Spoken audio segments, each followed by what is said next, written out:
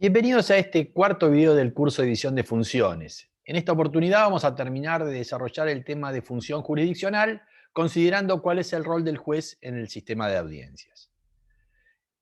En este orden es interesante este trabajo de Antoine Garapon, un jurista francés, que en este libro Juez y Democracia reivindica cuáles son las funciones del juez en esta democracia renovada. Así señala que, en primer lugar, debe mantener las referencias colectivas. Esto significa que debe proteger los valores comunes de la sociedad. En segundo lugar, habla de que el juez debe despertar el pacto democrático, lo que implica que es brindar una instancia simbólica a través del procedimiento, y en este caso a través de la sala de audiencias, para justamente domesticar la violencia. Un tercer aspecto es ver esta dicotomía entre sancionar y reinsertar, siendo que él remarca que las sociedades democráticas verdaderamente están mucho más predispuestas a celebrar ceremonias de exclusión que de reintegración, y por supuesto destaca que la función de la pena tiene que ser lograr la readaptación del imputado condenado a la sociedad. En cuarto orden, habla de que el juez debe promover el debate. Y en este sentido, por ejemplo, menciona la necesidad de crear nuevos lugares de justicia descentralizados, de modo tal que haya mayor acceso a la justicia.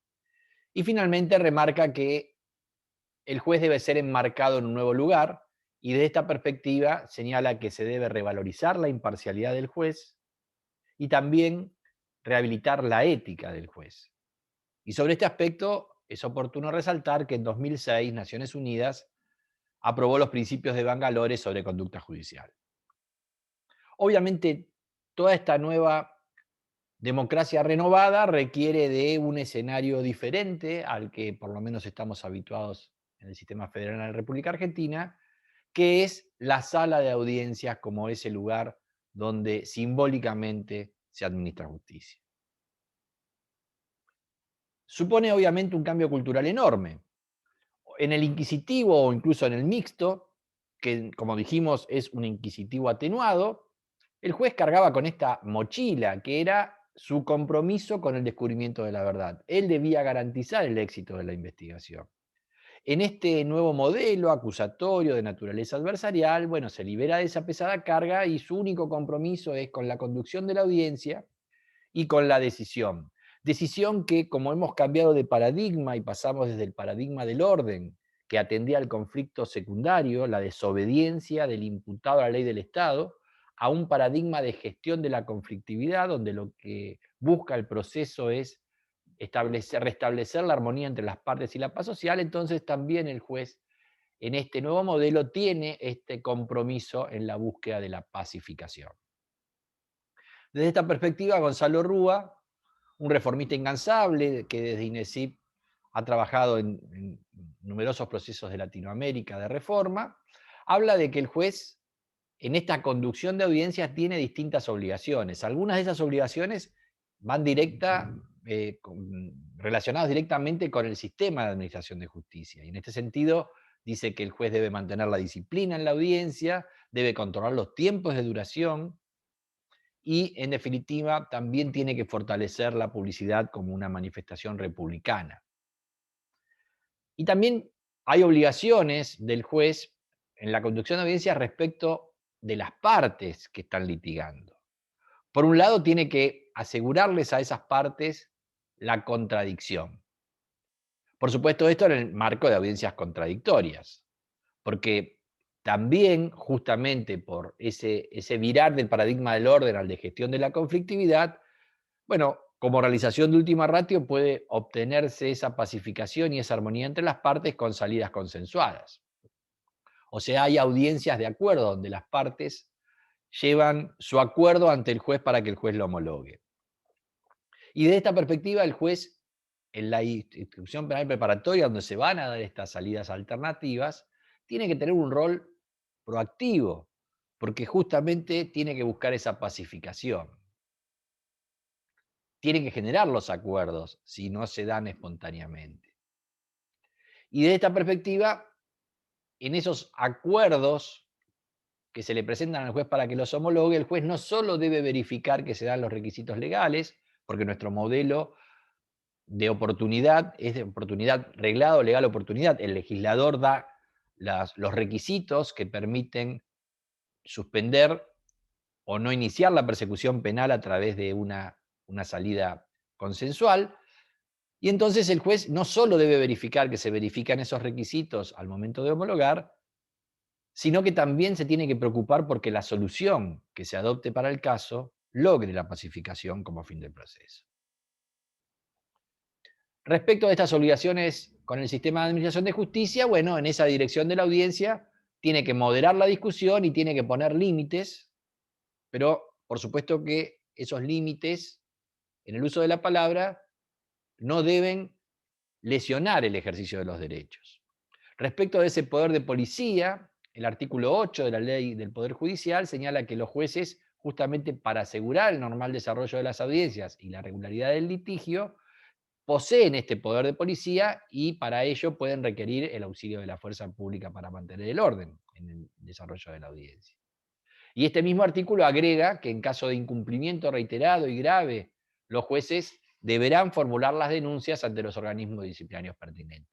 En este sentido, no se lo faculta al juez para sancionar, sino para realizar las denuncias y que los organismos disciplinarios, en todo caso, juzguen la indisciplina de aquellas partes que han sido denunciadas.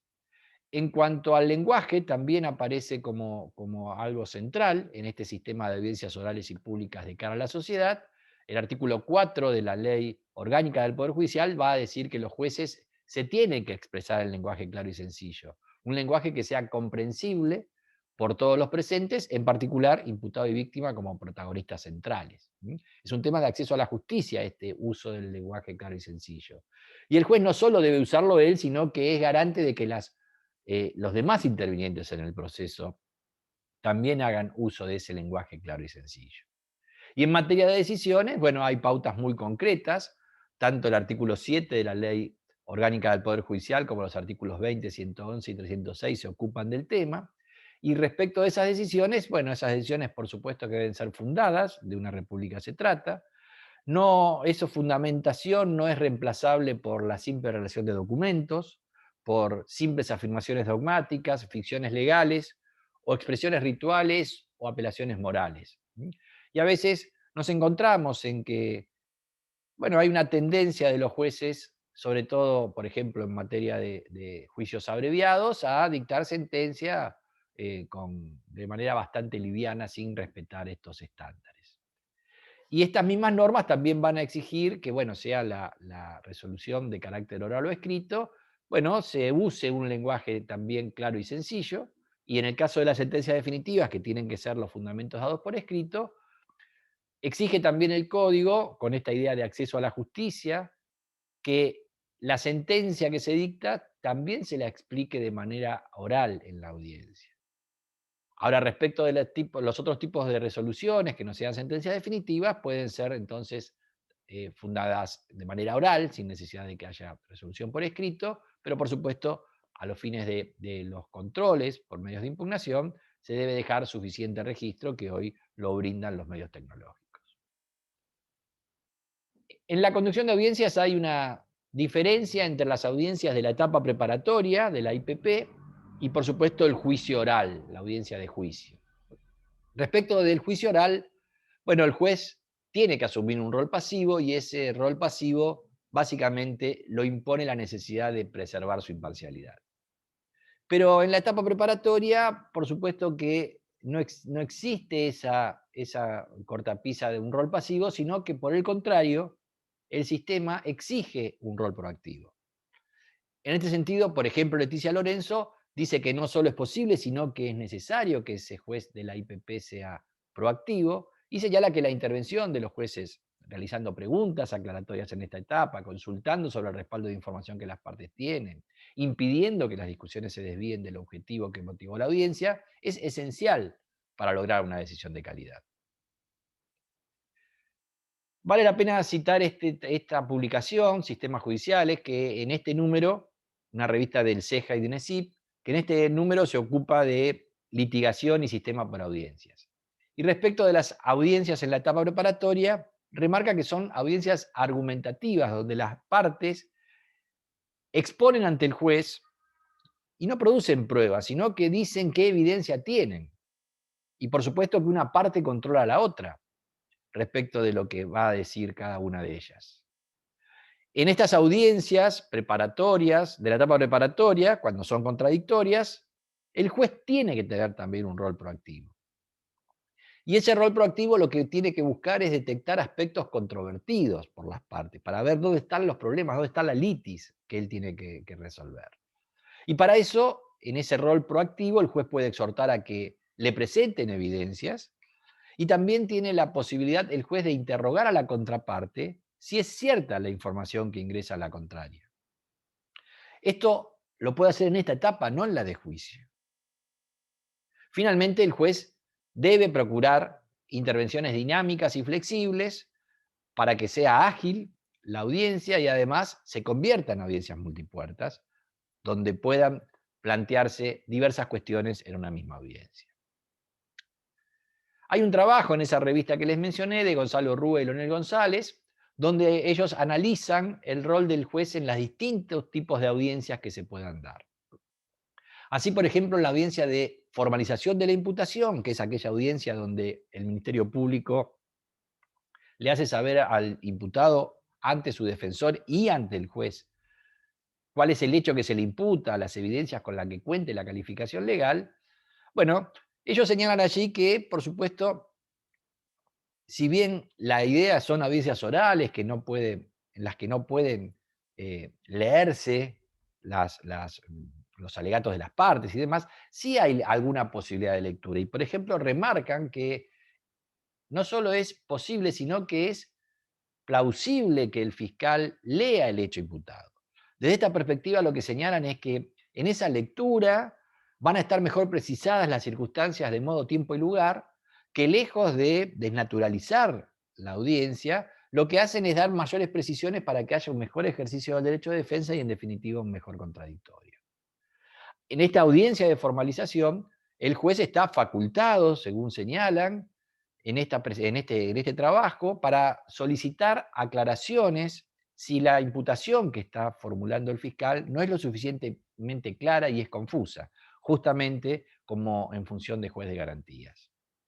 Respecto de las audiencias sobre medidas cautelares, que bien pueden darse en la misma audiencia de formalización de la imputación o por separado eventualmente, bueno, ellos señalan que cuando se trata de medida de cautela personal, el sistema hace que el juez solo pueda resolver respecto del peligro procesal que ha sido planteado por el acusador para pedir la medida de coerción. Por ejemplo, si solo pidió riesgo de fuga, no podría resolverla por riesgo de entorpecimiento de la investigación.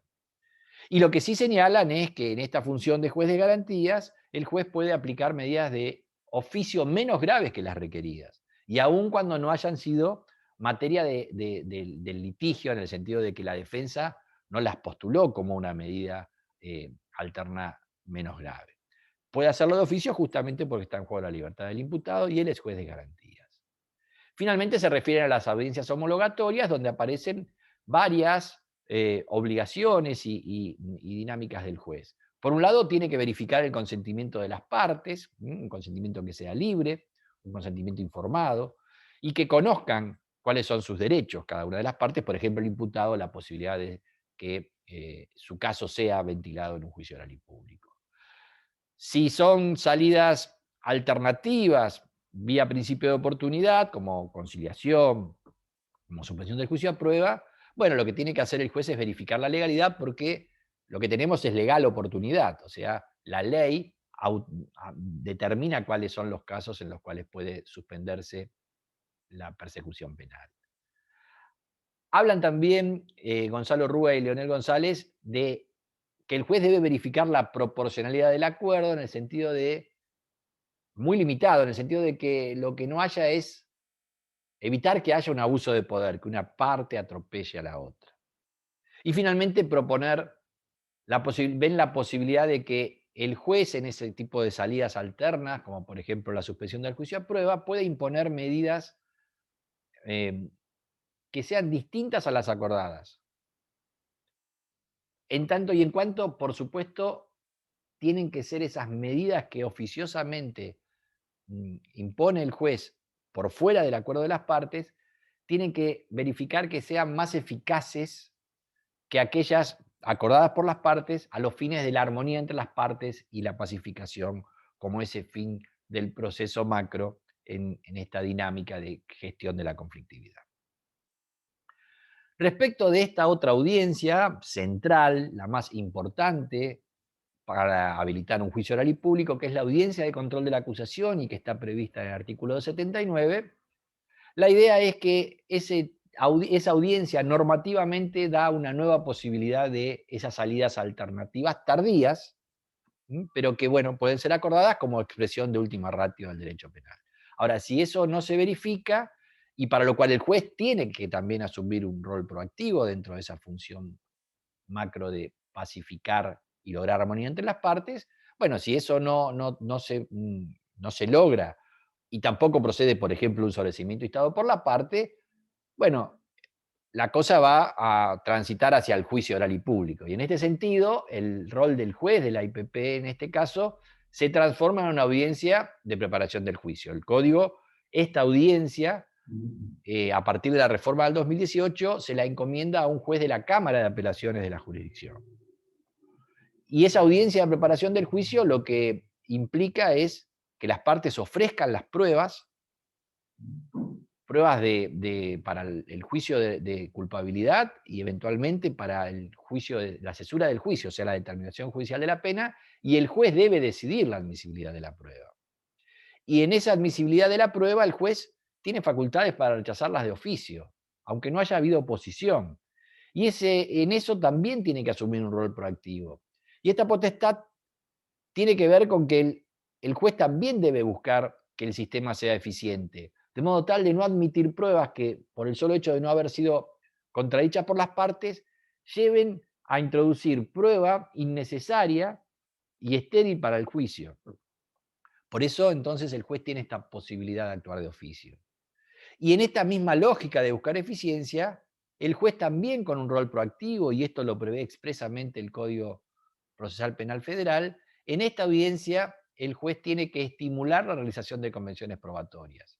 Eso va a simplificar el juicio. Si el juez advierte que hay hechos sobre los cuales las partes no están, no hay contradicción entre las partes, bueno, el que logre que se aprueben, que propongan y él a poder aprobar estas convenciones probatorias simplifica el juicio. Por ejemplo, si no hay discusión sobre que el imputado murió que la víctima murió de un balazo en la cabeza, bueno, la discusión puede tornarse si la controversia puede estar dada sobre si el imputado fue quien disparó esa arma.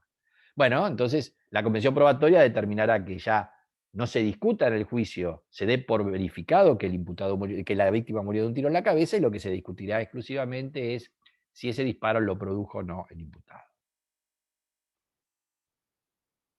En las audiencias, en la etapa de juicio, como dije, el juez es pasivo, y eso tiene que ver con preservar su imparcialidad.